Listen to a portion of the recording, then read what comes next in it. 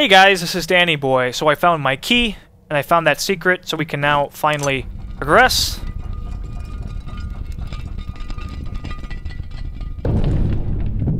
This has been a very long level.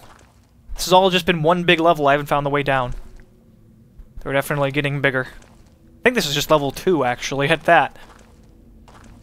So, a switch. And there's a door. And a dark room.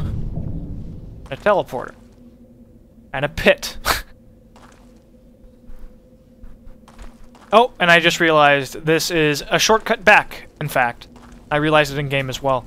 This is just a shortcut to go to one of the previous areas that I've been in on this floor. That's convenient. And here we go. One of these guys. They're really not a big deal. At least by themselves.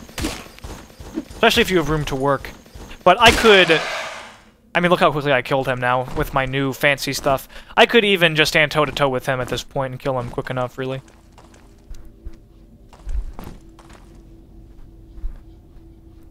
So that was one guy. But there are bound to be more. Torch is running out. I'm kind of a torch hoarder. There's a ton that are in my inventory that are almost burned out that I haven't gotten rid of for no apparent reason. So I hear enemies, I don't see enemies, kind of freaking me out. I'm also looking for switches. Just in case. Because secrets are good. And here we go. Another challenge. I don't know if you saw, but yes. Just like you'd expect for Phalanx, they can be more than one. They can go into an actual Phalanx formation. You have 4 of them. And this is where the mage really came in handy, for the first time, really. More so than the other classes, like where he really shined, because I have an AoE spell that can hit all of them at once. Now, I have plenty of room to maneuver. If I was trapped in a corner with these guys, they would kill me very, very quickly. But I have room to move, and I have an AoE spell. I just killed one of them.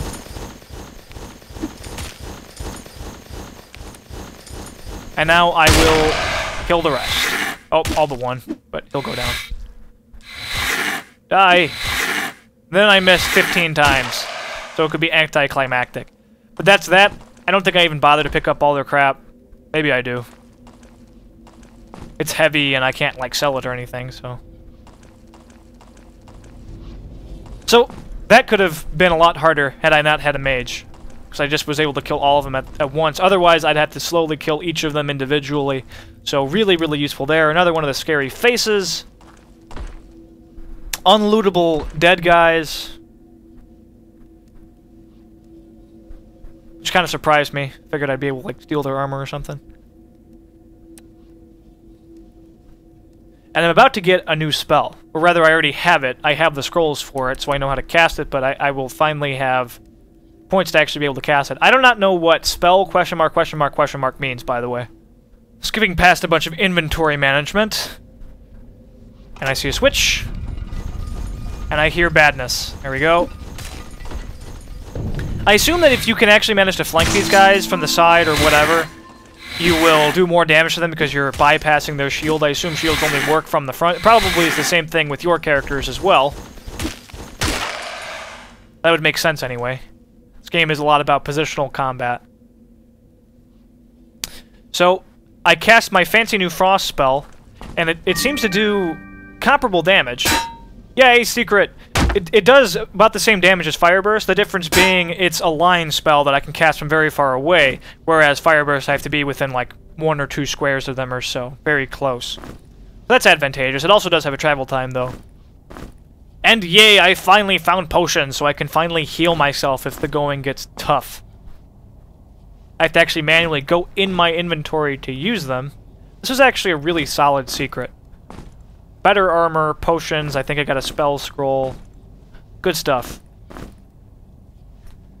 I wish I could find some sort of merchant to sell half the crap in my inventory.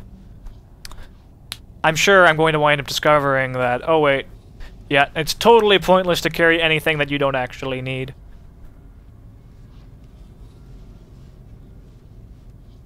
So these are all my various spells that I've acquired. I can't cast the vast majority of them yet, though. That's one I'm very interested in, Poison Shield. I don't know if it's like a shield that just damages enemies when they get near you, or if it actually protects you from damage. That's what my primary main objective for the wizard was. Just healing, more of a priest than a mage, just healing and protection spells, because I have a very physical-based party, 2 fighters and a rogue. So that just makes the most sense to me. And a sack with more goodies, and I think we are actually at the end of this level. Yep, and this sack actually explains to me how to make potions. It gives me mortar and pestle, and I can now make my own potions from reagents. Extremely, extremely big upgrade. Huge survivability upgrade. Very, very nice. Not that I've been having too much trouble, though, anyway. I do generally just kite enemies, so... But I'm now going to just kind of figure out how to make potions. You just break them down in the mortar and pestle, and then use the flasks. And you can actually reuse the flasks after you drink a potion as well, which is really, really nice. But I'm not going to bother showing all that stuff to you, so here we go. This is the way down. And that's going to be the end of this episode, guys. Thanks for watching. Stay tuned for more. Like the video if you enjoyed it. Please help if you want to see more Legends of Grimrock. Leave comments and feedback. Feel free to ask questions. I'll answer them. And have a good one.